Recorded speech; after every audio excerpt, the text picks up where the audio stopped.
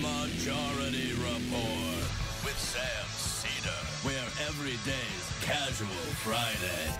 That means Monday is Casual Monday, Tuesday, Casual Tuesday, Wednesday, Casual Hump Day, Thursday, Casual Thurs, that's what we call it, and Friday, Casual Shabbat. The Majority Report with Sam Cedar.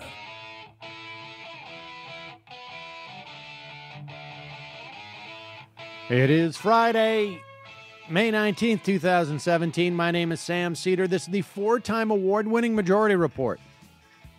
We are broadcasting live steps from the industrially ravaged Gowanus Canal in the heartland of America, downtown Brooklyn, USA. It's Casual Friday, folks.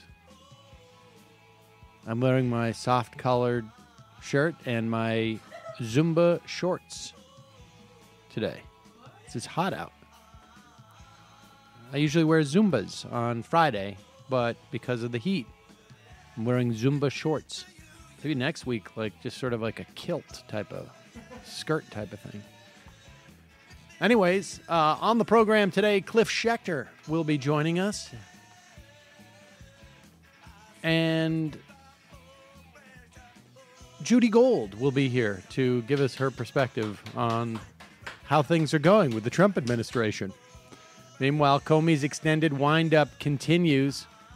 The pitch will have to wait as Trump goes abroad to embarrass America. Meanwhile, at home, the Trump administration actively sabotaging Obamacare. Steve Mnuchin heads to the Hill to pretend to not know what Glass-Steagall was. And the Republican-controlled House may have to re-vote on repeal and replace of Obamacare once they get that CBO score. ICE brags of a near 40% increase in arrests of undocumented immigrants. I would imagine if they calculated how many moms and children they've arrested, maybe a little bit higher. AT&T facing a wireless worker strike this weekend. Julian Assange's rape investigation dropped, and Anthony Weiner is about to plead guilty to transferring obscene material to a minor and is looking at about 2 years in jail. And Joe Lieberman may be back in the most ridiculous way. Steve King may be the Czech Republic ambassador. And Iranians head to the polls today. All that and more on today's program, where we generally look back over the week, and which is just an obscene, ridiculous exercise now to do that. Maybe we should turn down that fan. Just turn down that fan a little bit. It is the amount of just, I guess, activity, news is just moving at such an incredibly quick pace. At the beginning of this week, there was no special prosecutor, or I should say, I don't know exactly what are they calling Mueller. And we will talk, I presume, yesterday. This broke on Wednesday, so I guess yesterday, I presume you talked about the rules and what he's able to do or not able to do, and how he's able to be fired or not able to be fired. We'll probably go over that a little bit with Cliff. We also have heard, and that, of course, was triggered by the reports that President Trump, and of course he refutes this, so we don't know, but the reports that President Trump essentially tried to get Comey to shut down the investigation into Michael Flynn based upon reports of the existence of contemporaneous memos written by Comey. And then, of course, we also had reports of Rod Rosenstein briefing the Senate Intelligence Committee, or Judicial Committee, I believe, or as to the nature of Mueller's mandate. And also that clarifying when it is that President Trump decided to fire Comey. And then, of course, we've actually got other news that have to do with politics on some level. To a certain extent, the Trump saga is sort of just like a bad Discovery ID program. But it does have political implications. Next week, Tuesday, is the race in Montana. We are 3 weeks away from the special election in Georgia. We may end up having a special election in Iowa for Steve King seat. All this is, implicates all of these stories about Trump implicates the politics surrounding this stuff. And yet, I think the healthcare stuff, and we will Cliff and I will get to that as well, which is sort of an amazing story, is also having incredible implications. So it's we're chock-a-block full. But let's do this. Earlier in the week, right? We had President Erdogan. President? I know, but president, really? Yeah. I guess anybody can be these days. Or actually, only one person can be these days. Right. So there was a visit by Turkish President Erdogan to this country. You'll recall that maybe it was, I have no sense of time anymore, but it was sometime in the last 3 months that there was an election in Turkey which essentially, or a referendum, which essentially gave Erdogan broad dictatorial powers. And we had played earlier in the week video of protesters who were protesting Erdogan's visit from across the street from the Turkish embassy in D.C. Kurds and perhaps some Turkish expats. And then they were essentially bum-rushed by men in suits coming from the Turkish delegation. The police there were, the D.C. police were certainly not prepared for it in any way, and really hard to have expected them to anticipate this type of thing. Well, now, Voice of America has a different camera angle. This one is from across the street. It's actually behind the car that Erdogan is in. And you see the car is surrounded by security personnel in suits.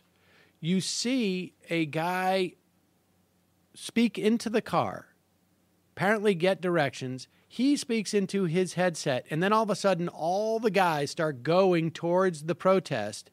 And then you see in the distance that they're beating him up, and then Erdogan gets out of the car. So let's start this video. There's not a lot of sound, but it is really striking.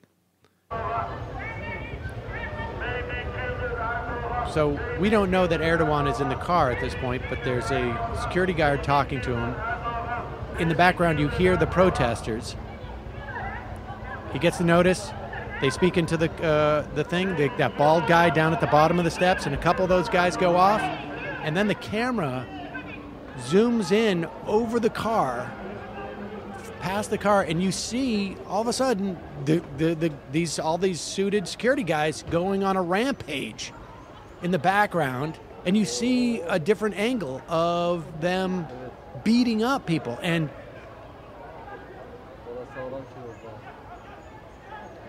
the initial security guy, and then Erdogan gets out of the car, here it is, the second half of the video.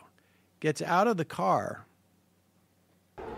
and basically watches and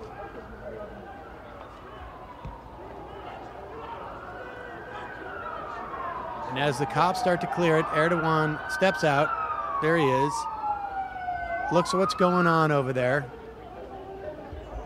I mean, the look on this guy's face. And then there these security guys come running back from after beating up the protesters. Look at the look on that guy's face. Satisfied. And he stops again to take another look.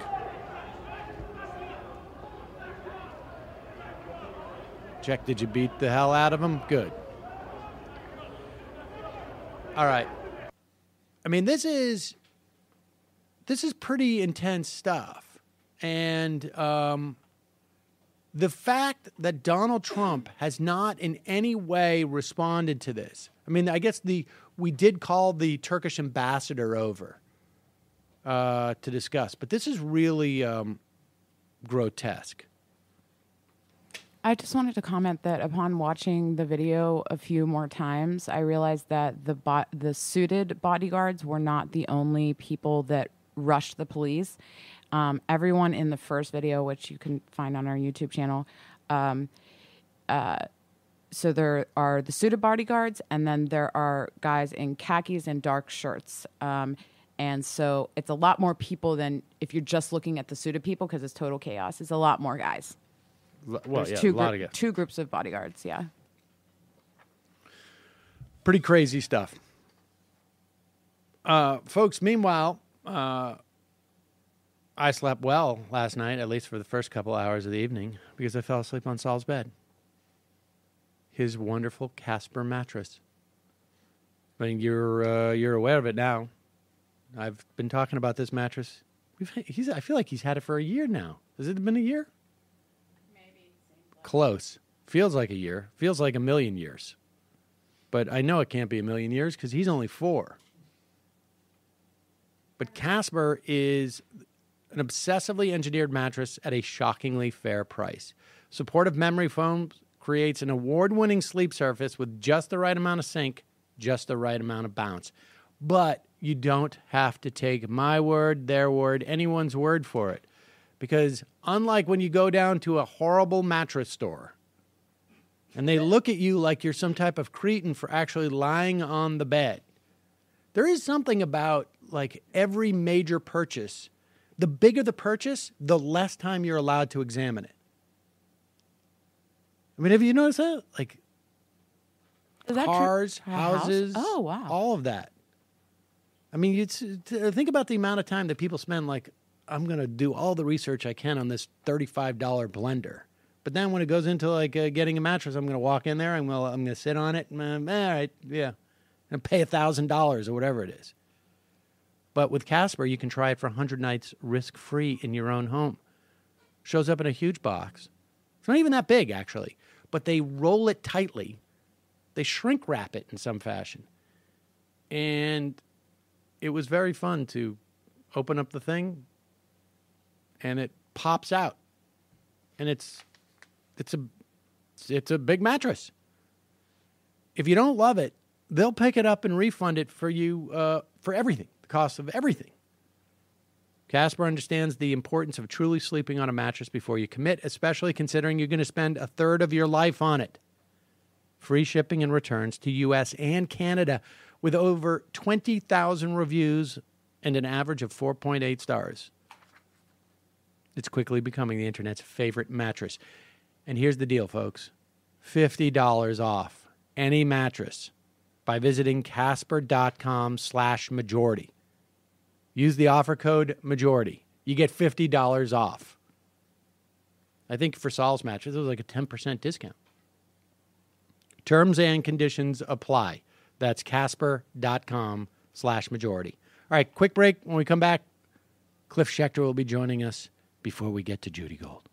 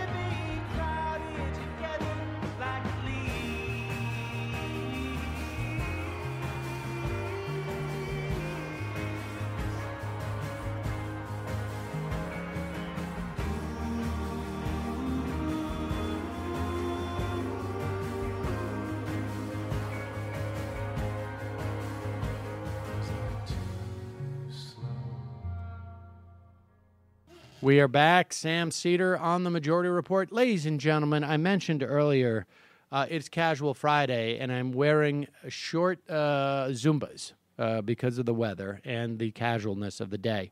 But there's nothing that goes better with short Zumbas than this tune. Cliff Schecter, Libertas LLC. New media, public relations, and strategy. You want any of these services, you know who you gotta see. Cliff Schecter, Libertas LLC. Yes, Cliff Schecter, it is another week in the Trump era. It has gone by. It seems like it was only 6 months since we last talked, which was last Friday, if I'm not mistaken. This may have actually been the longest in the Trump era, which is really saying something, isn't it? It is. How many different breaking stories did we have about Trump and Russia and various other nefarious things? Flynn and Turkey and... That's right. There was Erdogan's goons beating people up too. It was a great week. It was quite a week, and I had totally forgot about this, but you reminded me as we spoke off air. Roger Ailes also died. Right. Well, I've been grieving for that, and that's what led me to remember the solemn seriousness with which I grieve his untimely passing. I mean, I gotta say, I was particularly happy that he didn't die before he had the opportunity to be humiliated publicly and lose his job. Granted, he got a lot of money as he left. Unfortunately, he won't be able to spend it. We will at least get about 45% of that will come back to the taxpayers as, hopefully he didn't have the opportunity to figure out how to bury it in the backyard or do whatever he was going to do with that money. Go ahead. Well, I don't want to, I've got a sort of long thing to say. So I don't know what you're going to say. Why don't you go first and I'll tell you my overall thoughts, because it goes beyond just what a terrible person he is, and that I won't fake that I mind one bit that he's left this earth. That makes me a terrible person. Yeah, I have a pretty long-standing rule that when someone passes away, I try to comment only on those people in the way that I believe that for the reasons why I know their name. And so in the case of Roger Ailes, I mean, I think his public record is quite long and sufficient enough to have dripping disdain for the man. And, I don't know what kind of family man he was, but I do know that he was a lecherous assaulter of women in a serial fashion. So more than I usually do, I think I feel comfortable in commenting on his private life too, which seems to have been absolutely grotesque. And so I'm sure there are people he was nice to, and for the most part, I would call them either accomplices or just willfully ignorant. Right. Or sort of partners in crime, like Bill O'Reilly. Well, indeed. Let's play this clip from Shep Smith. Okay, since we were talking about this, what are we going to plan to do? Can you pull that up? We're going to play this clip from Shep Smith. And I have a decent amount of respect for Shep Smith because over the years he's been one of the few voices at Fox who's been willing to buck the talking points. And he has a little bit of ambivalence about Ailes, and I have a theory about that. But here is Shep Smith. I want you to listen to this.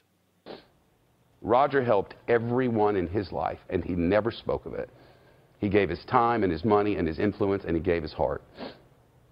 Then last year we began to learn of another side of Roger Ailes, another part of his life. I didn't believe it could be true at first. This man I so admired, despite our differences.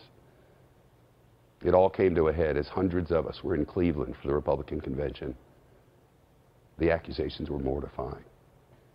All cameras were trained on us, all of them. We were the news. Tears flowed daily off camera, so far from headquarters, confused and helpless, unnerved and under attack. Roger would want us to perform, to serve our audience, and we did, somehow. In our private workspace there, by then surrounded by guards keeping prying reporters away from us, a cell phone was being passed around. Roger was on the line.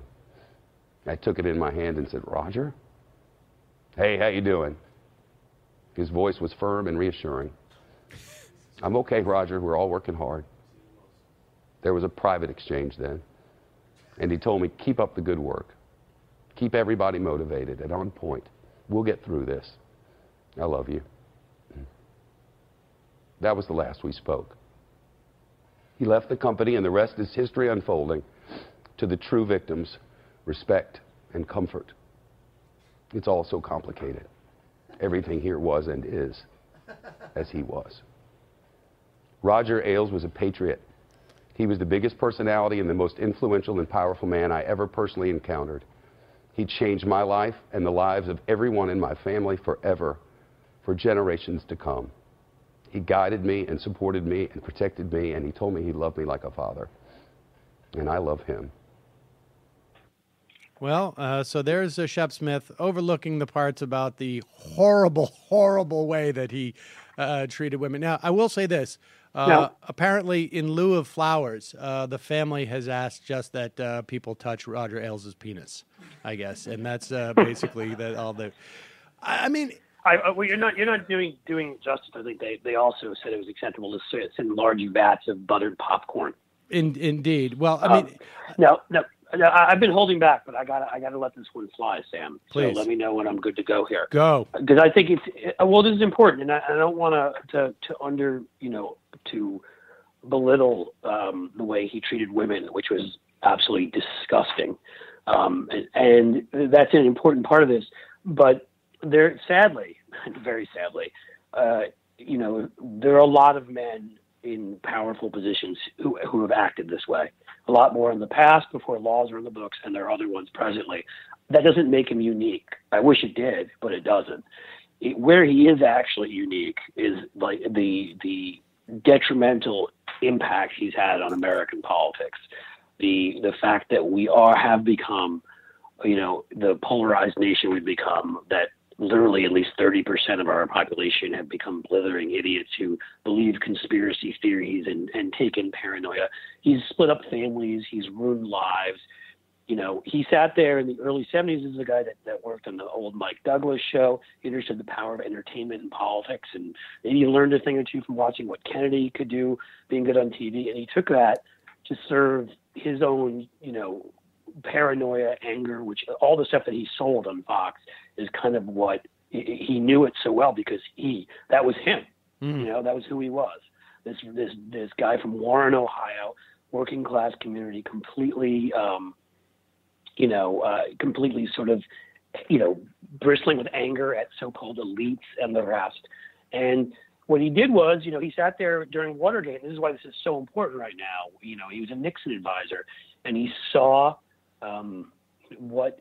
how a functioning media and a functioning Republican Party were able to actually have people like Howard Baker and eventually Barry Goldwater come forward and say, Nixon needed to step down, and what did he know and when did he know it?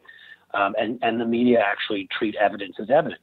And that was part of the reason he came to the conclusion that if the right were ever going to win with an ideology not based on evidence, they needed to corrupt that process.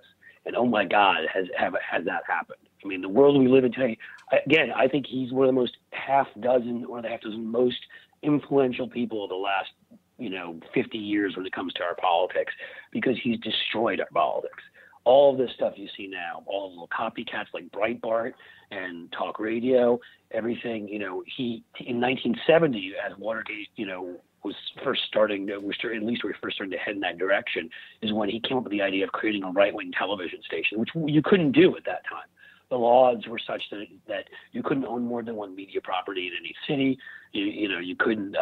There was a fairness doctrine, and he went about undermining all of that, advising Reagan, advising George H.W. Bush. He was the mind behind Willie Horton, and that's where we are today, because they were able to, so that we've got a chunk of our population that doesn't matter what Donald Trump says or does, he literally could shoot somebody on Fifth Avenue. And Fox News would say that was a good thing. And so would Breitbart, and so would all these other things. And at least 30% of people would say, well, whoever he shot, as long as it made liberals upset, that means it's good. Right. And again, this was he pioneered that. You really can't. I mean, it was Rupert Murdoch's money, but without Roger Ailes. And what you were going to say before about Shep Smith is interesting because Shep Smith was the only one there, only anchor that predated Ailes. Or Ailes, or whatever you want to call him, however you pronounce his silly last name. And so he wanted him out, I think, for a while. Plus, there's always the rumors that about Shep Smith's personal life. I think he wanted him out for that reason too. But because Smith was always, was honest and objective. And you've now seen. Interesting is that you've got Trump being impeached, you've got Fox falling apart. The ratings are finally suffering. They've had many defections from the station. Bill O'Reilly had to be fired. Really, the only thing left at Fox at this point, the way you used to think of it, is maybe Sean Hannity, who's still hanging in there somehow. And so it's almost like the right is collapsing on all fronts, and it doesn't mean it's going to be that the left just automatically takes over. That it's going to be a comfortable collapse. That we're not going to suffer all of it. So in a way, it's poetic that now he died. Yeah, I'm not so sure about the collapse, A, and B. I think what you're saying about Ailes is, what he has done in this country. There was somebody had tweeted a commenter from Deadspin said, I personally saw what he did to my grandparents, who became sort of obsessed with Fox and became so paranoid that when my grandfather died, it took us hours to find where he hid money and guns in the house because he was convinced that Obama was coming to take them. But I will say this. He's done that I'll just say in 2 seconds and I'll let you go. But, we talk about RT now. We talk about all these other stations. This stuff comes up. I mean, we basically he created a propaganda network. That's all that it's been, hiding behind 20 years that has destroyed families like that. I was sitting around a table with a few friends, a lawyer, another guy works in green energy. I remember this a couple months ago, and they all have the same stories about how their parents were once working class Democrats and that they all voted for Trump because of Fox. I mean, Fox got to them. I mean, a young woman, I can't remember her name, made a movie about it. Then she made a documentary about what Fox did to her Kennedy-supporting parents. I mean, it literally preyed on people's weaknesses and turned them into right-wing drones. But I meant to say something quickly, and I droned on. Well, no, I mean, I think, I'm a little suspect of most networks in terms of propaganda. But putting that aside, I do want to make the point, however, that Roger Ailes I think he went a little bit further than the garden variety of sexual harassment at the workplace. I mean, this guy, I think, was if these stories, and I have no reason to doubt them, are accurate about his behavior, he was a monster. And he was. I don't want anything I said before to come off as I'm not saying he's a monster. In his personal life, but right next to him was Bill O'Reilly. Yeah, exactly. I mean, that's why we were speculating that maybe Shep, because I think Shep has come out, so maybe he didn't see Shep as a threat, whereas like Bill O'Reilly, he was always jockeying for the position to be the primary harasser or assaulter of any given woman at Fox. And, you got O'Reilly there fighting to get in first in line. But, all right, so Ding Dong, the fat old man is dead. Yeah, I mean, so I'm just saying on a micro level, if you want to call it that, what he did every day, the way he treated women, he was terrible. But, I've seen that in the workplace. You know what I mean? Sadly, right? I mean, I've seen people who have been terrible. I've found out things about people who I thought I knew and what they've done. I've friends at times. I wish that this were more unusual. And I wish it never happened, but it does. But on a macro level, you could find very few people that have corrupted and angered and destroyed our sort of sense of who we are as Americans and having consensus with people of different opinions and the rest as much as Roger Ailes or Ailes. And I think, and look, let me unique. just close by saying I think we can all agree that for him to die at age 77, it took too long. It just took too long. Mm-hmm. I feel like 77 was just too long. He had too much time on this earth. But be that as it may, Yes. We move on. And let's talk about, let's move on to one story that, we've had, I think it was at the beginning of this week, we had some pretty poignant healthcare town hall videos of people at MacArthur's in New Jersey town hall. I believe that was at the beginning of the week. And for the life of me, I can't even remember anymore. But I think it was over the weekend. They have been on break, and so some of them have been willing to have town halls. I had some polling from last week that showed that the health care bill that the Republicans passed in the House and has generated an enormous amount of anti-Republican fervor. I think maybe even perhaps even beyond Trump, but it's hard to sort of disaggregate these things. And right. and this story is amazing. Bloomberg came out with a story that the House may have to vote on this bill again and amend it because, and let me just cover the basics of this, Cliff. I know you know this, but it was a reconciliation bill, which means that they only needed 50% plus one because it had to do exclusively with the budget, the implications on the federal budget. And that's a parliamentary, I don't want to say trick, but quirk. And it can then go to the Senate and be subject to the same thing. However, the Senate has different rules than the House. And if you're going to pass something via reconciliation in the Senate, which allows for no filibuster, essentially, you need, because of the Byrd rule, they call it, it needs to be deficit neutral. And because they did not do they rushed this vote before the CBO could score this, basically say how much it costs, they have not sent this bill to the Senate. And let me just read you this quote from Representative Jeff Denham of California. Denham was one of the House Republicans who ended up voting for the measure after earlier in the week opposing it. He was also on the whip team. So they asked him, "Are you aware that this bill has not gone to the Senate yet?" What? "Unaware," said Representative Jeff Denham, with noticeable surprise on Thursday when advised that party leaders still hadn't sent the bill to the Senate. "I am on the whip team, and we've had a lot of conversations, but we have not had that one. So I'm going to look into it."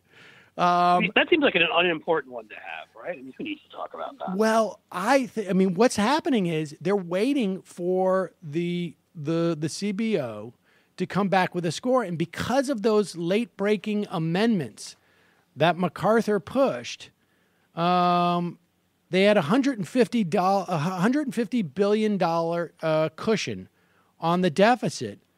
But if the CBO concludes that it doesn't at least save $2 billion, it would doom the bill, and they couldn't send it to the House. So they would have to re-vote on a slightly amended version of it in the House, which, of course, would be even awesome. Yes. I can think of nothing more poetic for this group of clowns than this. I mean, isn't it just fantastic? It's exactly because they refused to wait for the CBO score because they knew the CBO score wasn't going to show what they wanted. Yep. Even though they went after, everybody else for the Democrats and tried to attack them on various measures and the CBO score, even though the Democrats always got that. And again, this is one of those impartial things, unlike right-wing media and things that they have not yet been able to corrupt. Global warming science, and where I'm surprised they haven't found a way to politicize and corrupt it, but apparently they haven't yet. So, they have to actually live within reality. And as we know, they don't really believe in governing. They've all become Fox News now. They just believe in selling paranoia and fear and anger, just telling you what you should be scared of and who you should blame for that. Well, that's not really a great strategy for governing when numbers have to actually add up. So, here we are. And the thing's not going to pass the Senate. A number of senators have come out. The bill as is not going to pass the Senate, but it's quite possible what they could do, and they've talked about this, is that when the congressional bill gets over there, they could basically just scrap it, write their own, and then this thing gets hammered out in conference. Oh yeah, that's possible. I'm talking about this bill. This bill, in close to its current form, is not being passed. Right. I could see them doing some bad things, cutting, funding for Medicaid by a certain amount, there's no doubt I can see them doing some things that are harmful to people, don't get me wrong. But this thing, when Dean Heller has to try to be reelected in Nevada and Susan Collins, in Maine and places, they're not going to do this thing. It's not going to happen. And the fact that people like Jeff Denham, who was considered a moderate-ish member of the House, voted for this, who came out against it and voted for this piece of garbage, like your friend John Faso in New York. Mm-hmm. You should go say hi to him, Sam. He's another one who did that, was against it, and then until he was for it. This thing, they have, I guess they're waiting now, and we'll find out if it goes to the Senate, they have to vote again. But I can see no better justice than all these guys having to go into, full summer mode, voting on this piece of garbage again, having it be covered by all the press again. And it still is interesting to me, again, that they would choose to do this. I get what their line of thinking was, which is we've been promising people this for like 8 years or 9 years, and that we're going to do this. And if we don't do it, we're showing we're going to piss off our voters. But again, where we started off this conversation today, there's a certain percentage of their voters that really will believe anything they tell them, especially if Fox and Breitbart and people like that are saying it. I think they would have done better to leave us alone and found something else to demonize and just jump on taxes and. But that's the that problem they have, argument. is that this is as much about cutting taxes as it is anything else. That's a good point. That's the dilemma they have. They could have. People were speculating, and certainly I was participating in that speculation, that they could just, change it slightly and call it Trump care and keep them the same dynamic.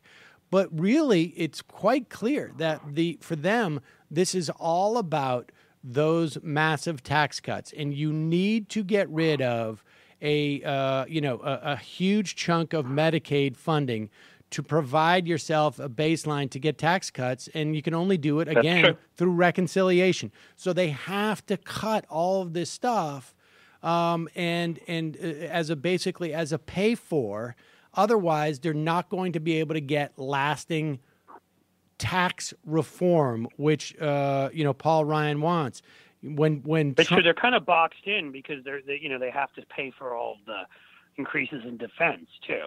Yep. So that's really the problem. Is they could choose between tax cuts and defense, they'd be okay. But because they need both of them to keep their contractors and donors, and which are the same, happy, you're right. The only other big pile of money out. They can go out there and do racist talking points on welfare until the cows come home, but it doesn't really matter because there's no money there. Right. It's only Social Security, Medicare, and Medicaid, which is why, of course, in recent years they've made reforming. I put that in quotes. Medicare and Social Security part of their deal too. That's the only way you get the tax cuts. So you're right. I guess that's what this is in the end. Is they couldn't find another stream to do this, but it is interesting because this was a no-win situation, and they made these guys take this vote, and a bunch of these guys were stupid enough to actually vote for this thing, and they're going to get crushed in their districts likely because, again, I can't say definitively what will happen.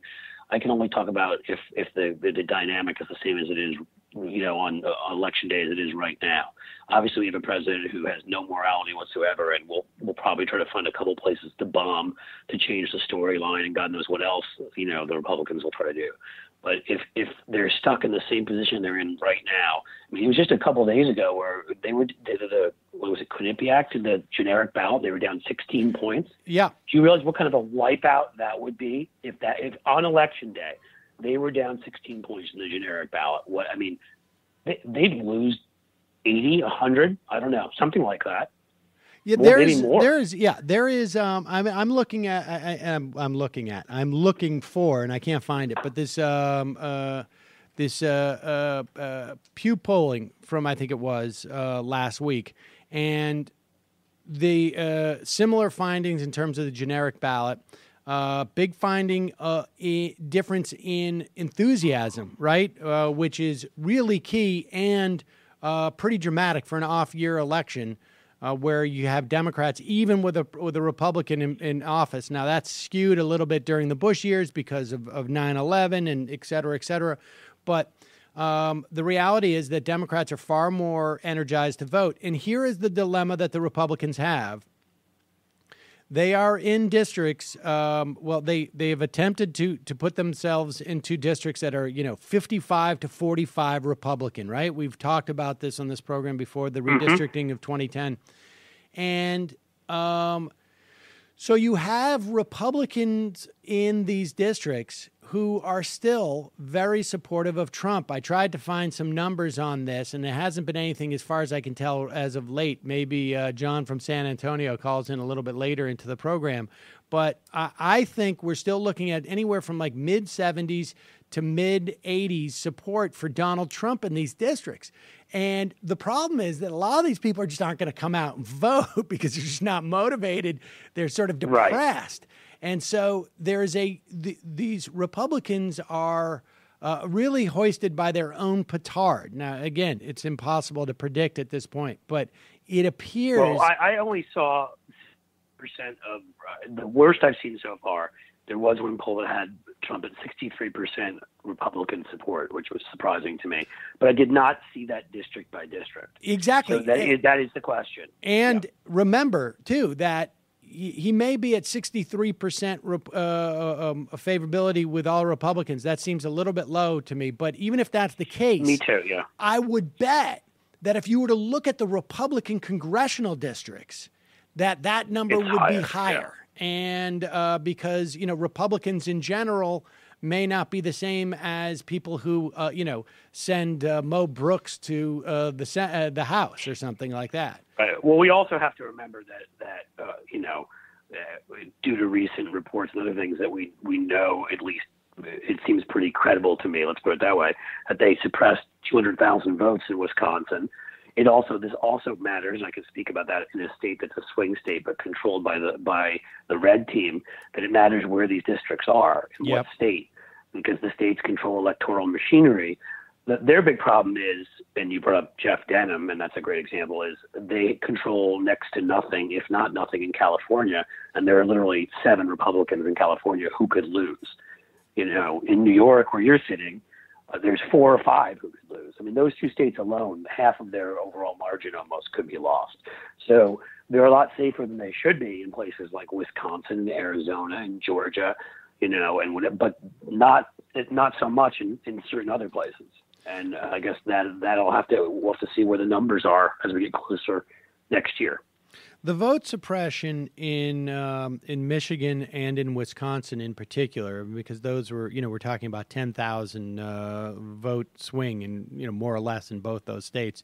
The vote suppression, I think, clearly impacted the outcome there. I mean, I think that's, and I feel like it's gotten a lot less attention than it should have in the African-American communities.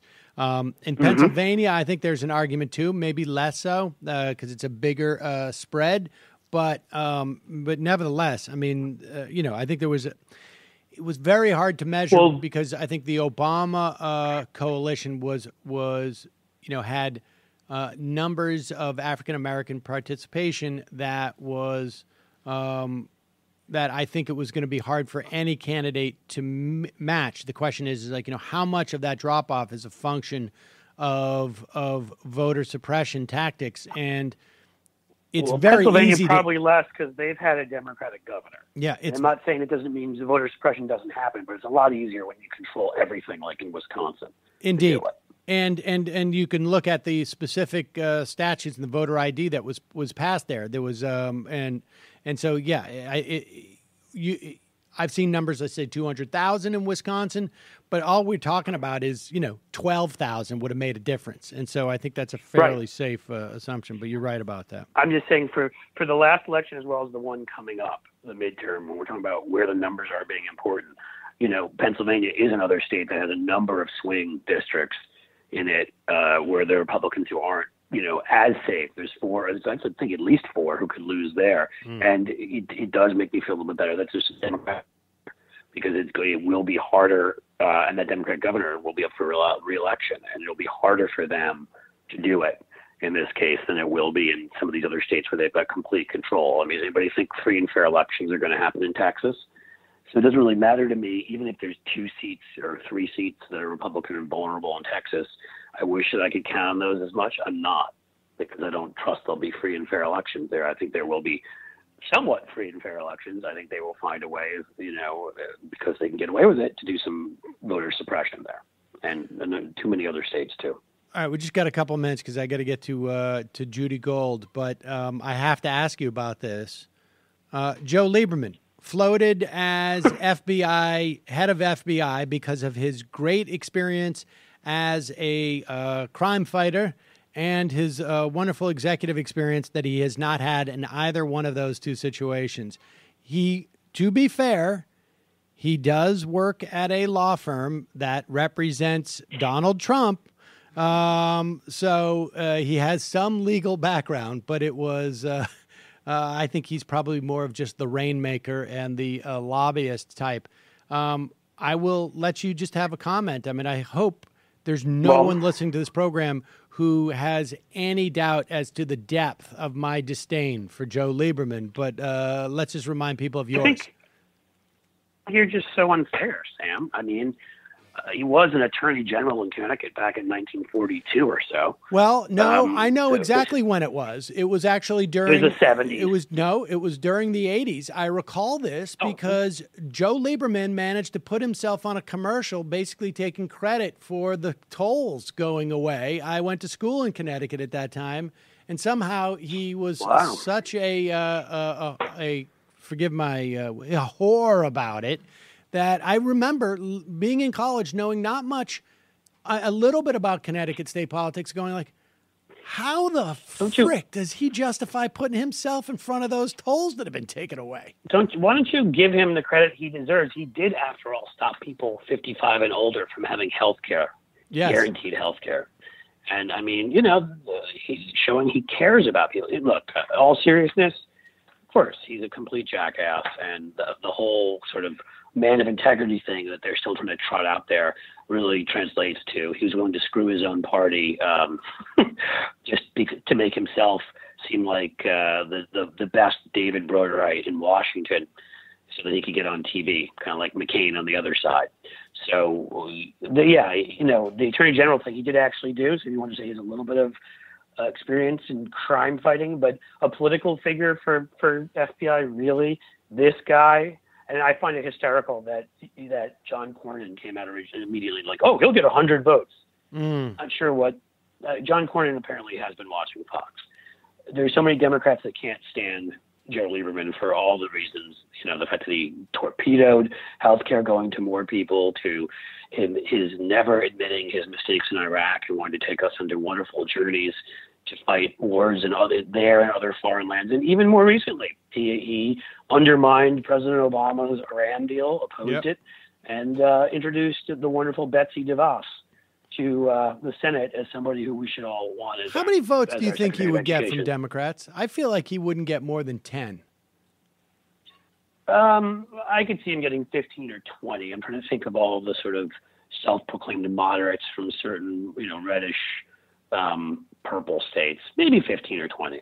But you're right. I think it probably is limited to that. I mean, Sherrod Brown, the senator from Ohio here, was literally willing in an article to come out openly and attack him.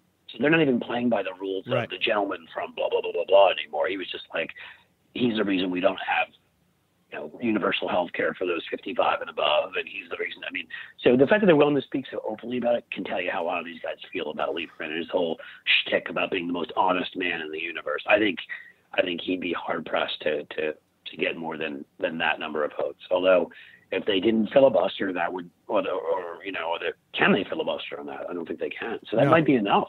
It very well might be. Cliff Schecter, he might get enough. Yeah. Hopefully he won't get appointed. Yes, sir. All right, bud. Thanks so much. We'll talk to you later. Take it easy, my friend. Bye-bye.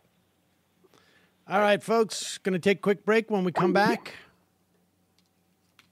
we will have the wonderful Judy Gold.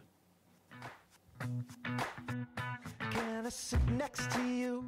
Can you sit next to me? Get the stars out your eyes, come and bring them to me. I've been down so long, I've been working on a plan, yeah. It's just that I've been down so long, I gotta give me my well. Can I sit next to you? Can you sit next to me? Oh. I walk to Memphis alone, 'cause you do it for me. I know you would. All the kicks from the sticks, all the kicks are we knew. I put all that aside, concentrate on you. All the kicks from the sticks, all the hits that we took, all the stitches we got, all our brains so good. Someday I'm gonna get right here while I've been down so long, been down, but now I gotta get better.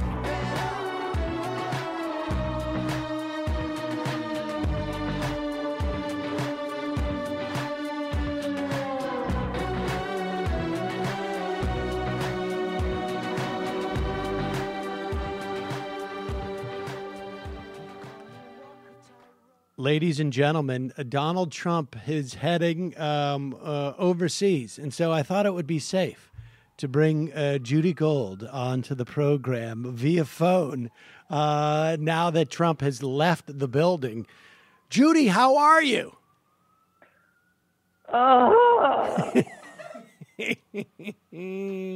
Okay. You had a late night last night.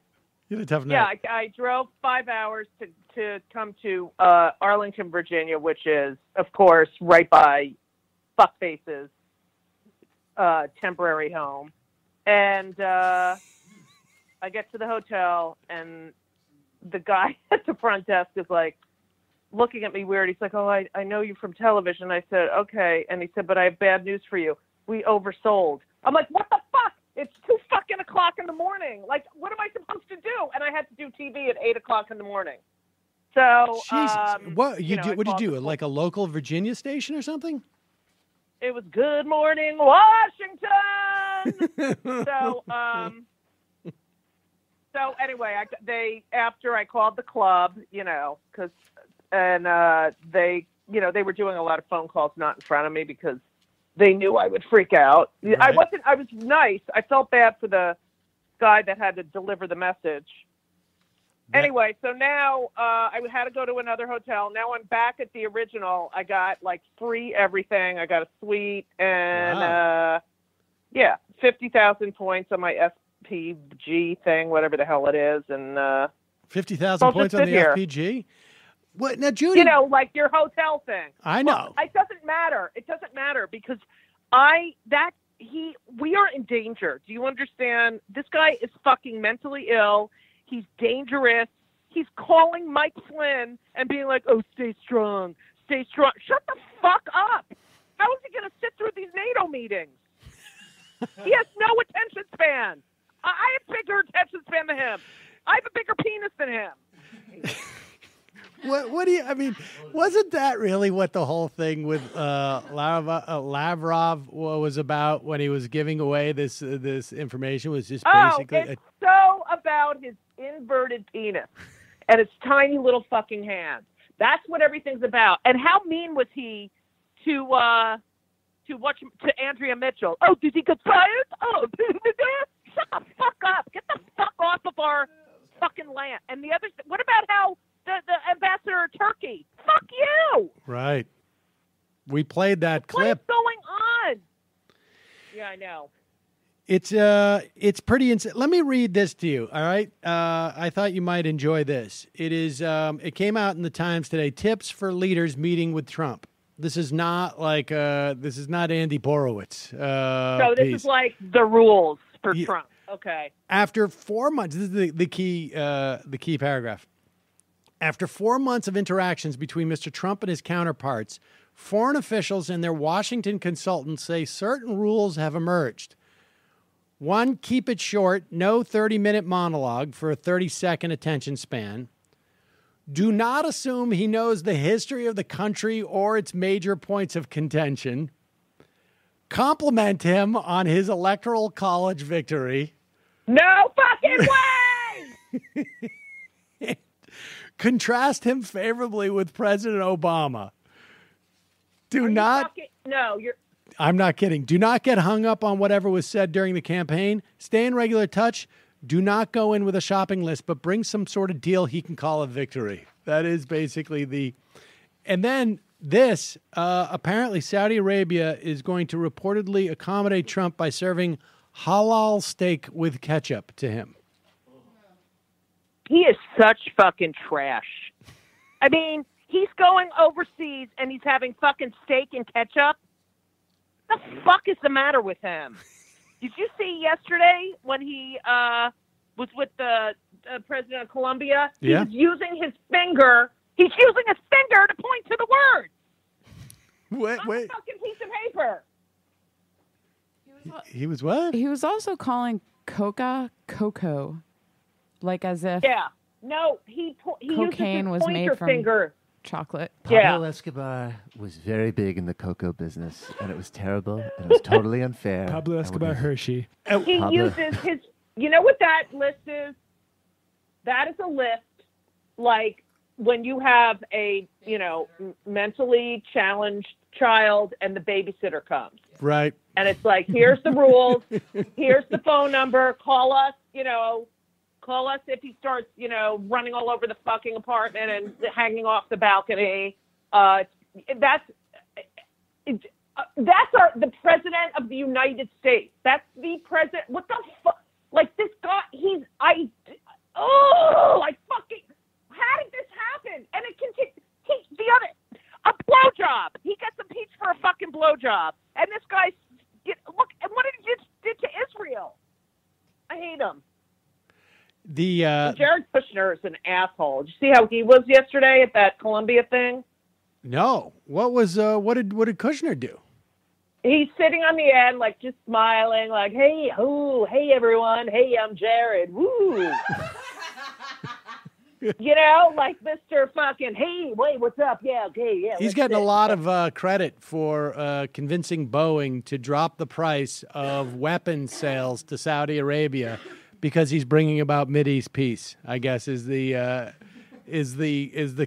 calculation there. And all I can think of is kickback. Like, where is the kickback here? Oh, is it coming from? I know. Well, he better call his father and give him pointers about what it's like to be in jail. Okay? How's that? Indeed. And should we play this clip? You want to play this clip? Can I have the kosher food? I need the kosher food. You're in jail. Apparently. I know, but I don't eat cheeseburgers. I don't eat cheeseburgers, and I refuse. I'm going on a hunger strike. I need challah. I need challah and herring. And I need borscht. Go ahead. Apparently, the rabbi gave Jared and Ivanka a pass for flying on Shabbat, is my understanding. Yeah. I've never gotten a pass. Tell him to talk to my dead mother. She would never have given him a fucking pass.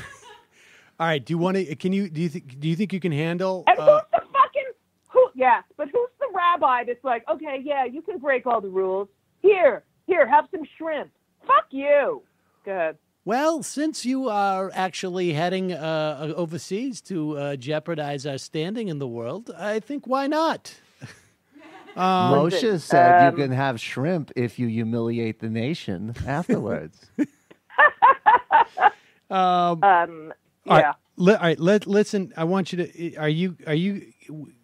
Will you be able to listen to this? We have this clip of Trump. I will. I'm not him. I can focus. Okay. So. This is, I don't want, this is we can stop it at any time during the course of the clip, but it is Trump. He first gets a question from a reporter about, the Comey revelations this week, or the, allegedly a contemporaneous and memo outlining when Trump tried to get him to stop the Flynn thing. He shuts it down, and then he goes on a rambling answer afterwards, which is pretty vintage Trump. And also about his witch hunt? About the witch hunt. And I got to say, Yeah. as he talks about Rod Rosenstein and basically tells a huge lie, Rosenstein is in a hearing with the Senate Intelligence Committee telling them the complete opposite. But here is that exchange yesterday. Feel free to stop it at any time, Judy, if you can't handle it. Okay. Oh, I should also tell you, we've sped it up at 1.5 speed so that we don't really punish people too much. Okay. In the light of a very busy news week, a lot of people would like to get to the bottom of a couple of things, give you a chance to go on record here. Did you at any time urge former FBI Director James Comey in any way, shape, or form to close or to back down the investigation into Michael Flynn? And also, as you look back... No. Next question. Next question. Better speed it up. As you look back over the past 6 months or year, have you had any recollection where you've wondered if anything you have done has been something that might be worthy of criminal charges in these investigations or impeachment, as some on the left are implying? I think it's totally ridiculous. Everybody thinks so. And again, we have to get back to everyone working our country properly so that we can take care of the problems that we have. We have plenty of problems. We've done a fantastic job. We have a tremendous group of people, millions and millions of people out there that are looking at what you had just said and said, what are they doing? Director Comey was very unpopular with most people. I actually thought when I made that decision, and I also got a very, very strong recommendation, as you know, from the Deputy Attorney General, Rod Rosenstein. But when I made that decision, I actually thought that it would be a bipartisan decision. Because you look at all of the people on the Democratic side. 1 second. He thought his unilateral decision would be a bipartisan decision. Does not quite fully get what bipartisan means in this instance. But well, he doesn't get what bipartisan... First of all, what is he fucking talking about when all he does is write tweets and make speeches about the fucking Democrats and how the fucking we got to get rid of the fuck you. That's what's divided the nation. You're fucking dividing the nation. You fuck. Everyone thinks that. No one thinks it. No one. So let's let it play. When I made that decision, I actually thought that it would be a bipartisan decision because you look at all of the people on the Democratic side, not only the Republican side, that was saying such terrible things about Director Comey. Then he had the very poor performance on Wednesday. That was a poor performance. So poor, in fact, that I believe, and you'd have to ask him, because I don't like to speak for other people, but I believe that's why the Deputy Attorney General went out and wrote his very, very strong letter. And then on top of that, after the Wednesday performance by Director Comey, you had a person come and have to readjust the record, which many people have never seen before, because there were many people haven't seen your bullshit. And I thought that was something that was terrible. We need a great director of the FBI. I cherish the FBI. It's special. All over the world, no matter where you go, the FBI is special. The FBI has not had that special reputation with what happened in the campaign, what happened with respect to the Clinton campaign, and even, you could say, directly or indirectly with respect to the much more successful Trump campaign. We're going to have a director who's going to be outstanding. I'll be announcing that director very soon. And I look forward to doing it. I think the people in the FBI will be very, very, very, very thrilled. And just in concluding, we look forward to getting this whole situation behind us so that when we go for the jobs, we go for the strong military, when we go for all of the things that we've been pushing so hard and so successfully, including health care, because Obamacare is collapsing. That's a big success. There's nothing to compare anything to because we don't have health care in this country. You just look at what's happening. Aetna just pulled out. Other insurance companies are pulling out. We don't have health care. Obamacare is a fallacy. It's gone. We need health care. We need to cut taxes. We're going to cut taxes. If I get what I want, it'll be the biggest tax cut in the history of our nation. And that's what I want. It's going to bring back companies. It's going to bring back jobs. We lost so many jobs and so many companies to countries that are not so far from you, Mr. President. I like that part where he basically just says, many other places. I like where he just says, like, hey, you guys, people, you're friends. Like you have our jobs now. You guys have jobs, and you. Yeah, like who worked at Mar-a-Lago? Unbelievable. How much time we got left on this? All right, we got a minute left. Let's see. All right, Jesus Christ. What I want, it'll be the biggest tax cut in the history of our nation, and that's what I want. It's going to bring back companies. It's going to bring back jobs. We lost so many jobs and so many companies to countries that are not so far from you, Mr. President. They're very close to you, actually, and to many other places throughout the world. We're going to change my that. God. What We're going kind to of have thing is that to expansion. We already say? do. You look at what's happening with Ford and with General Motors in Michigan and Ohio. You look at the tremendous number of jobs that are being announced in so many different fields. And that's what I'm proud of, and that's what we want to focus our energy on. The other is something I can only tell you. There was no collusion, and everybody, even my enemies, have said there is no collusion. So we want to get back and keep on the track that we're on, because the track that we're on is record-setting. And that's what we want to do, is we want to break very positive records. Thank you. You could ask a question. Yeah, you can ask a question now. I want to break Pass. Pass. Sam, you always say that before the show, actually, in What's prep. I want to break very positive records today. Positive records. Gonna break some positive records. I hate him so much. I cannot believe that he gets away with this shit. And then you like Mitch McConnell. I mean, what the fuck? Like who would like Paul Ryan? How much? If you had one punch, would it be Eric, Don Jr., or Mitch McConnell? Go. I mean, I would like to punch Ryan. Yeah, Paul Ryan. Oh, Paul Ryan, yeah. But, I mean, that guy's got guns. But out of the choices, he's got McConnell. guns. Yeah. Who cares about those other stupid Beavis and Butthead guys? I would be afraid of, like, what would happen to my hand if I punched McConnell. Like, I feel like it would just be subsumed. Yeah. In some type of, like, This isn't my first time around the rodeo. I think I haven't been punched in the face He before. looks like he's and had been punched in the face. Someone's hand congeal Like a in my flat board. skin. Can you please put on He the is surgical very glove before you do that? Very attractive. Well, Judy, Judy, I guess my only question, Judy, is do you think he's grown during his time in office? Yeah, I think his fucking stomach has grown, and I think that he is so dumb. He is such an idiot. Oh, there's my room service that's for free. Everyone's saying so. Everybody loves you. He's so unqualified. He's so like I'm more qualified. Hi, how are you? What'd you get? I got soup and a salad. You got a free lunch and all you get is a soup and a salad? Oh, you can put it right there. Yeah, or there. Yeah, I know. I'll get more. I'm going to get more food I'm going to go take a nap, and then I'm going to wake up and I'm going to get some coffee. And yeah, you know what I just ordered? What? Steak and ketchup. Halal steak. Judy, let me ask you this. Steak. Let me ask you this honestly. Like I was thinking about this today. Like, do you think? What do you think is gonna? Do you think Trump's gonna resign, impeach, fill out at least his first 4-year term, or do you think he's gonna have a heart attack?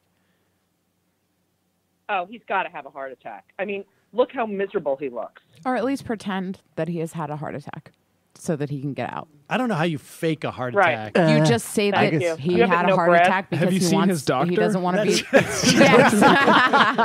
I could see him You on just say stage. that you had a heart attack. You're bringing See him be like, and by the way, I think we're doing it. It was the biggest heart attack. Most people would have died. An elephant would have I died. had a massive. I'm having a massive heart attack right now, I had a and tremendous, I'm still talking. Massive, Wheezy, here I come. Tremendous. I had one of the biggest heart attacks. The doctor said they had never seen a heart attack like this before. They said my heart was huge. Not there. It's like and an they ISIS couldn't of believe heart it. attacks. Really big, really great. But Really. what? So Judy, all right, catch us up on what you've been doing. Okay, so, right now I'm at the Arlington Draft House this week, and that's the Arlington Draft House in Arlington, Virginia. And then I'm on... Are you doing anything? new- Are you doing a theater, What? or what are you doing? You doing a TV show? It's called... No, I'm doing stand-up comedy, the stand-up comedy that I'm so well known for. So anyway, I'm doing stand-up at the Arlington Draft House this weekend. I'm on, the show Nightcap with Ellie Wentworth. It's really funny. It's on Pop TV. It's on the same network as Schitt's Creek. I So, none of the gotta watch things you just said. Schitt's Creek. But That's a good Allie one. Wentworth, I think, is friends Yeah. with Isabel Gillies. I think she's mentioned Allie Wentworth. That's great. Oh wait, So is that who? Wait, no, I'm thinking of a different person. Never mind. What? Another comedian. Oh, wait a second. Okay. Anyway, she has a show called Nightcap on Pop TV, and I play the director. It's a really good show. Oh wait, it's not like it's a show. Oh. And I'm on that new Showtime series, I'm Dying Up Here, about stand-up in the 70s, the Jim Carrey thing. Holy cow. That's on June 4th. So much TV now. All right. But you know how it is, Sam. I know. Ebb and flow. Some days are good, some days are not. Right. You cannot get all caught up in the Michigan. You can't go the day by day. Right. So I'm grateful. Fuck grateful. If another person writes grateful, I'm gonna fucking fuck. I hate grateful. I don't want to know the 10 fucking albums you have. I don't fucking care. Okay. What's going on with that? What's going on where you don't like the people listing the albums that they have? It's just like, I don't care. Like, do something. Go call your fucking congressman. Fucking gives a shit about your albums. The world is falling apart. We have a mentally ill, subpar intelligent man. I mean, and now the Pence thing. Right. I mean, are you going to like it better if Mike Pence becomes? No, forget ever like getting an abortion. Forget it. I think that's going to be a problem anyways, frankly. I mean, and he's such a fucking penis head liar. I'm not kidding. Yeah, good luck with Mike. He calls his wife mother. And all of a sudden the fact, maybe I want to fuck my daughter, maybe not so bad. Good luck. But you know what? They're fighting now, so that's good. You know, Lawrence O'Donnell, I think, did I just saw a clip of this. I think it was from maybe last night or 2 nights ago. I can't remember when it was. But saying apparently Mike Pence has launched some type of PAC. And I'm quite convinced that Lawrence O'Donnell made it sound like he was already starting his campaign just with the hopes that Trump would find out about it. Yes, I actually totally agree. I heard that too. Is Lawrence going to stay on MSNBC? I only know what I've been reading, but it doesn't sound like it. I mean, I heard some report that they were talking, but I only know what I'm reading, and I know that it's fairly obvious where the MSNBC wants to head. You just look at who they've hired for contributors and Greta. Well, yeah, hosts. Greta, and they hired George Will recently. And David Frum. David Frum, and what's her electrifying TV presence. And oh my God, the former, I can't remember her name now, but she was a former McCain, Weaver, or what? I can't remember her name. What about Rubin, the one from the Washington Post? Jennifer Rubin is on all the time. Yeah. No, it's unbelievable to a certain extent. Like what? Roger Ailes is rolling over at his living room floor.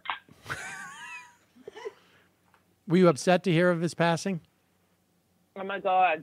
I immediately went to synagogue and said mourner's Kaddish. I couldn't believe it. How about all these people saying what a great guy he is? Unbelievable. Maddow. Rachel Maddow says he's a great Considered him a friend. This is Rachel Maddow. No way. Roger Ailes, totally great guy. She was on Access Hollywood. The quote is, I considered him a friend. Considered him a friend. Wait, who said that? Way. Rachel Maddow. Oh, my God. 1978, a young Roger Ailes is sexually harassing a young woman. Wait, he said that? No, but I'm kidding. I don't understand how people can do that. I just don't understand, like, how you can lend credibility to a guy like that, even if like you were, I don't know, on friendly terms with somebody. But how good of friends could they have been, honestly? Right. It's not only the sexual harassment and the predatory behavior and probably, just sexual assault on different occasions. But he also no one is mentioning he put that woman in a mental institution and got her drugged up and then put her in the institution and then she got out. Like, whether or not she has problems or whatever, he ran her life for over 20 years and that's what he did to keep her quiet. That is insanely criminal and evil. I mean, right. When I heard that he died and I called my mom to be like, Roger Ailes is dead. She was like, you shouldn't be wishing anyone dead. And I'm like, I don't wish anyone dead. I'm just glad. I don't care. I was glad. I was hosting and I danced the Hotline Bling. That's our Dance on Graves music. Yeah, exactly. Majority Report. That's what I said. I was like, it's like Scalia. I didn't actively wish that someone would die, but when they did, I'm happy. And then I gave her a few examples, like, would you be happy if Ironically, Trump died? It was like and she Scalia was like, for well, me, I guess, yeah. And that I hoped both of them would die. I have to say that I found Scalia's death to be well, it's not just a question of happy. It's that, that actually, Ailes was already out. He was there. I'm glad that he didn't die. I'm glad that he got booted before he died, although I would have traded that for, a heart attack at 55 and hit by a bus. Right. But with Scalia's death actually had a functional benefit to maybe millions of people. He couldn't rule on Friedrich. You just saw this voting law in North Carolina. I think, you could probably trace it back to the fact that Scalia was dead when that law could have come up before. Mm-hmm. There was a lot of real, tangible benefits to this country with Scalia dying. That with Ailes, it's really just more like, oh, okay. Good. You don't want this guy to live like a happy old life. Right. But what? Yeah, go ahead. That's it. So I think I was happier about. But what about Neil? Scalia. How the fuck did this president get Neil Gorsuch approved? Well, once he got elected, that was a fait accompli. Right. Once he got elected. And what about that was fait accompli. Mitch McCulley going, well, I can't believe the Democrats are holding this. Fuck you! What do you fucking you? They're such hypocrites. Yes, but you can't blame. The hypocrite stuff is just not as bad. I think it's just like the horrible stuff they just do. Period. Right. So, are you getting annoyed with people that you come in contact with, particularly in show business, who are not sort of paying attention politically? This is what I can't stand. I had to stop. I just had to stop. I couldn't do it anymore. I've been there. I've done the march. I've done that. Nothing's going to change. It just, and then there's the other ones that are like, I keep telling myself, I'm going to call. I'm going to do it. I'm so busy. But is it going to really make a difference? What did you think about Jimmy Fallon's, they did a piece on him the other day in the Times that he's sort of still reeling from the time where he rubbed Donald Trump's hair. Right. He humanized him and made him, yeah. Well, that's, sorry. Sometimes when you have a microphone, you have a responsibility, and it was not to make him, likable, okay? The shit that comes out of this guy's mouth, he's so mean and partisan, and the fucking tweeting he's an infant. It really is crazy. It really is crazy. He's crazy. Oh. He is crazy. And it's the pace of it all. How are your kids taking this? Are both your kids now in college? No, one's 15, one's 20. The 20-year-old just thinks he's great, and the 15-year-old... Wait, the 20-year-old thinks that Trump is great? No, he thinks he's great. He doesn't care. Okay. But the 15-year-old watches he's very engaged and but whenever he hears World War III, he's like, what's going on? What's going on? And I'm like, oh no, it's fine. Oh, good. The other one's dentist just called because he didn't go to his appointment. Great. Okay. Just fucking kill myself. Isn't that the name of your show? Kill me now. I hope people are listening to your God. podcast. It's, my sister has basically said it's her favorite podcast. And I'm like, excuse me? I love your sister. I like your sister too. My sister is a huge fan of yours. I love her. She is the best. I want you to be on MSNBC more. It's an interesting time because I think like they're finding so much ratings benefit, and there's people are just interested in the sort of, I don't know, the true crime aspect of this stuff. I usually am on once a week. I missed a week or so because I was in Vegas and and I was on Friday. I may go on tonight, but it's not as.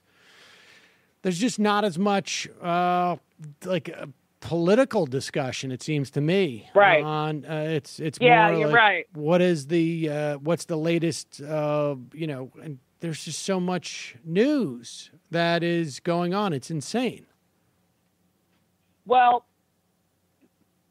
I love Malcolm Nance. He's my new boyfriend. Yeah, I don't know. I've interviewed Malcolm Nance on this program, and I've talked to him like at the green room. And he's a big comedy fan. Is he a big comedy fan? Yeah. I just don't know what to make of him. I mean, he has said to me that he's a spy. He's not a journalist, and right. I am always leery of people who sort of like qualify, like, okay, great, I'm sort of a comedian or a host and not necessarily a journalist either. But like, I only say that when someone presses me, and when someone says, whether it's like some guy coming on this program to debate with me about the Supreme Court and doesn't know anything about it, and then says, well, I'm just a comedian. Well, okay, why are you making an excuse for yourself already? Like, what is it that what is it that you're excusing? Like, what? Like, you're excusing your lack of knowledge, or you're excusing your standards as to what you can say as to whether or not it's actually true? I mean, why does someone say to me, I'm a spy, not a journalist? Okay, so what does that mean? Well, he wrote a book.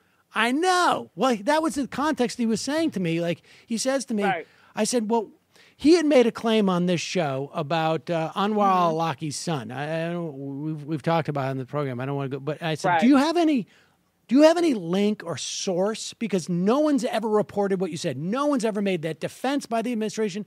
No one's ever said anything about it. He goes, well, look, I don't. And I'm like, well, how can you articulate? I mean, how can you defend that? And he goes, well, I don't have to. I'm a spy. I'm not a journalist. And I'm like, okay. And he goes, but you should have me on for my book. And I'm like, well, you just told me, like, I can't necessarily trust what you say, that it's not necessarily reinforced by sources. And so I don't know. I'm a little bit dubious. I think he's a good guy. And, I appreciated, like, at that moment where, what's his face? Williams, Brian Williams said, look how beautiful those missiles are. He said, well, they're not so beautiful, the people they land on. I know, that was good. And I appreciated that. Can we fucking talk about Brian Williams? Sure. What the fuck?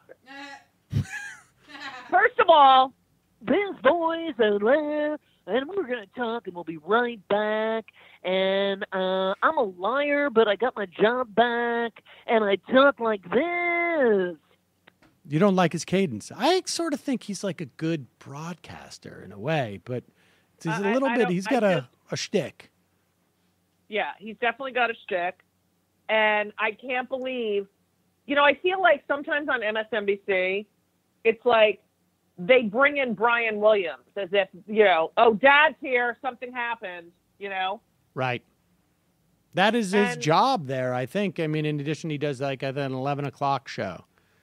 That is the job that they brought him in for special events or something like that. I mean, I think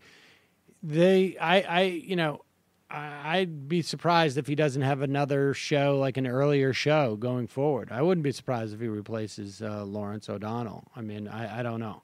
I know. Oh, you think that's what they? That's interesting. Yeah. I mean, I have no idea.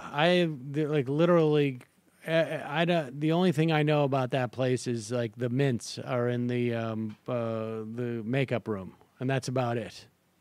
Right. I don't even know where the commissary is. I don't even get like a. I love Joy Reid. I mean, I think she's very nice and she's smart. I don't know, Judy. You're such a Jew. I love Joy Reid. Well, I don't know.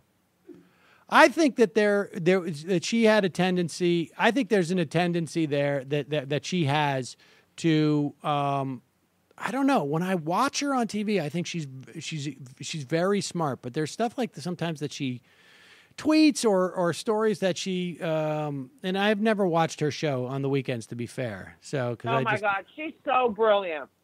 I think she's very smart. Her politics I think are a little bit to the center of mine. Okay. Yeah. You know what? You mad? You're a miserable, jealous. I'm not jealous. I'm honestly not jealous. Yeah, but you know that every time you're on, my girlfriend's like so excited. Oh yeah, no, and you're good. I get that. Well, wait, I have a question. Yeah. Does Chris Hayes shave? Does he shave? You mean like? Yeah, it looks like he has no facial hair. I can ask him next time I see him. I'll ask him. No, just look at his face. Look at his face and tell me if there's any. If there's any stubble, hair growth. Yeah. Well, but some people don't have. Everybody's got makeup, and I think he's like one of those. Matt doesn't really have any, like. Yeah, Matt, do you shave? Yeah, of course he does. He shaves. But like, look at your face compared to his. Well, I don't shave that often. Yeah, but there's no stubble on his cheeks. Some people I think are a little bit more like they're just not gonna they couldn't stubble. grow a beard. I don't think that my sense is that Hayes could not grow like a beard that would he would feel comfortable with, if that's what you're saying. Right. But it would be like an Asian kind of beard. I think so. But I don't want to talk out of turn. I don't really know. I don't know. Maybe he doesn't shave. Maybe he just. All right. Next time you're in the men's room with him, see if he has pubes. Well, that's what everybody does after a show, anyways. After. I know. You go in. So if I do the last segment of the night, that happens inevitably. Yeah. But obviously, if I'm doing an earlier segment in the show, then I go. Right. I leave before that happens. Now, don't you think that Rachel has been very instrumental in this follow the money sort of trajectory? I mean, I don't watch a lot of her show. I mean, I don't watch a lot of any of those shows, to be honest with you. But But I know that she's been doing a lot of the Russia stuff. I don't know. Right. I mean, I don't know to what extent that they've done sort of reporting that his broken stuff, but she's maintained a narrative. And, certainly I think like all the New York Times reporters go on there, and they seem to go on there first. And her numbers are astronomical. Right. Her numbers, I think, are the highest that MSNBC has ever had, period, end of story. No way. I'm pretty sure.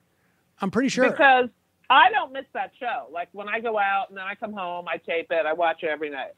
And her show runs twice, right? I mean, they used to run Hayes' twice, but now the Brian Williams there. So I don't know. But they run it at midnight. What's stunning is that my understanding is that Rachel's got the highest rated cable news show.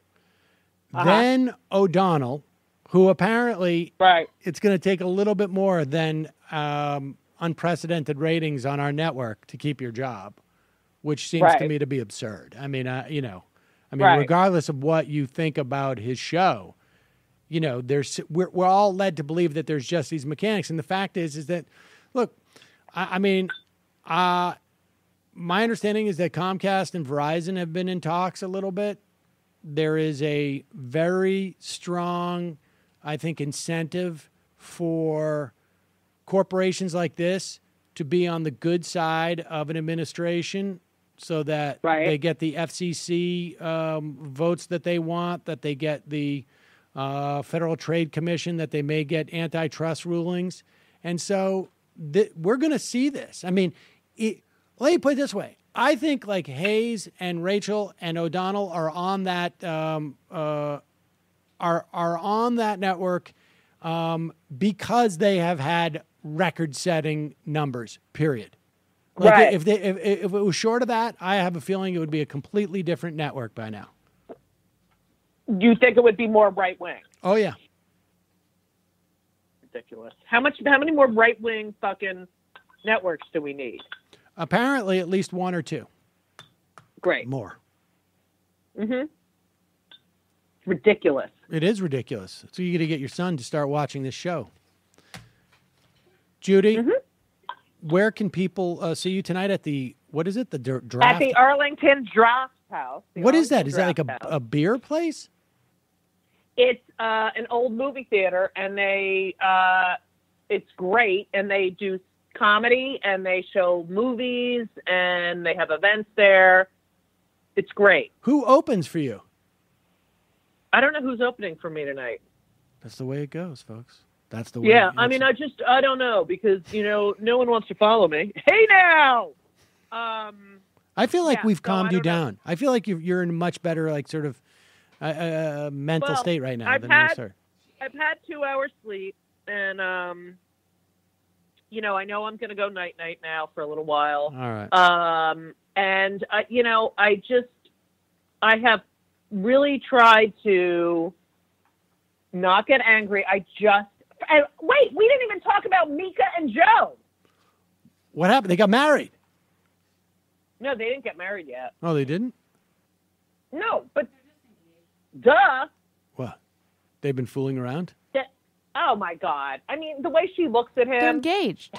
Yeah, I think that's long-standing. Don't you think after they get married, it's not going to be... Oh, yeah, no, I think once they get married, it's over. I think he's emotionally abusive on air, so I can only imagine what kind of an asshole he is off air. Well, it could be sort of the characters they play off on air. I don't know. I mean, I have no idea. idea. Why would you want to portray yourself as terrible on air and then be awesome off air? Money. Because... I mean, Joe... No, but they... Yeah, go ahead. I mean, I think heard they have makeup sex all the time. Oh, I don't know. I don't know if I want to hear that. Come on, there's too much going on. I'm sorry. Please, it's Christ's too hard. sake. It's too hard for everybody in the office. But now they're anti-Trump when they were got him elected, basically. Well, I don't think they got him elected, but I know. certainly I'm helped. exaggerating. I know. I agree with you. I mean, I think we've talked about how they're all of a sudden. I think his whole thing is to be sort of a contrarian. So he just sort of will. There's a certain pivot that he makes on based on where everybody else is going. But all right. Well, I'm sure we'll have more to talk about with Mika and Joe going forward. Yeah, I can't wait. All right. Listen, I'm going to go to sleep. Take a nap. Thank you so much. And I really am attracted to Kim Jong-un, and I find him to be very, very hot and sexy. I don't think we want to. I mean, that's fine. You do what you want. Okay. First Mika and Joe, and now this. What is it? Not enough. And now what was that movie? President. What was that wife? comedy movie with Which one? with the guy? Oh God, I can't remember anybody's name. I know the comedy one about them going to North Korea. Right. I never watched Rogen it. and Seth Franco. Rogen. Yeah, Franco. Oh, right, Yes. Rob Schneider. Are you gonna watch that movie now and sort of put yourself to bed? I'm gonna get out my vibrator and just watch. Right. Those those North Korean soldiers walking. The way they walk, I know. Dude, don't they walk? Yeah. It's amazing. And the tanks. It's What incredible. is that? What is that? It's and wait, here's my other theory. discipline. Yeah. Here's my other theory. My other theory is that You know how Trump was saying, oh, I'd be honored to meet Kim Jong-un, he's 26, his father left him with all this, and he has a lot of responsibility, because he thinks he's like him. Yeah. You know what I mean? Indeed. What a fucking asshole. How is he still president? Like, how is he still president? How has he not gotten impeached or fired, or how is he still there? It's a really complex story, Judy. There's a lot of institutional failures, the media, the press. It all started with me being the product of incest myself. I actually do wonder that. I just don't know. There's something really, really off about him. Beyond. Beyond and off. anyone who's like, we gave the information to the president, and the president is going to be carefully. No, he's not going to be carefully doing anything. Okay? Like, I hate when they talk about him like he's a real person. Well, the worst part is when you start to hear, we could trust McMaster's and Mattis. They're in charge now. Right. Wonderful. The generals. All right, Judy, we got to go. All right. Take a nap. I love you all. Thank you so much. We'll talk to you soon. All right. Okay. I hope so. So long. Bye. Judy Gold, ladies and gentlemen. All right, we're going to take a quick break, head into the fun half of the program, wherein we will take your phone calls. We will play some sound clips. Folks, a reminder, it is your support that makes this show possible. You can become a member today at jointhemajorityreport.com. And as a way of saying thank you, we give you extra material every day. Every day. Should we do this Jimmy Reefer Cake song as a lead into the fun half? Yes, let's do that. What is the Jimmy Reefer Cake song? DNC Hypocrites. DNC Hypocrites. Oh, is this based on the lawsuit? The lawsuit. Finally it gets finally some coverage on the Majority Report. All right, folks. And don't forget justcoffee.coop, fair trade, coffee, tea, or chocolate. Use the coupon code MAJORITY, get 10% off. Also, if you buy your stuff from Amazon or jet.com, check out Majority Report, kickback.com. Click on the link, purchase your stuff. You will notice no difference. We get a kickback. See you in a bit. The DNC lawsuit is exciting to me because they screwed over Bernie and everyone who donated money got a damn good reason to be pissed off at these DNC hypocrites. Oh, when it comes to the voting booth, we need the truth. We see the proof. The DNC charter was violated, and now they stand so devastated. You DNC hypocrites, oh yeah. Conspiracy, they shout. Don't look over here. The DNC was never meant to be fair. The charter was always a lie, don't you see? A lesson in political hypocrisy. You DNC hypocrites. Joseph Ballin, you're the man, buddy. There we go. Oh, yeah. Let's, go ahead. Play the La Poupée, I guess. The DNC hypocrites. A little bit of Adam Sandler-y in there, isn't it? Always a little bit. All right, that's Jimmy Reef Cake. We're going to take a quick break. We'll be right back after this.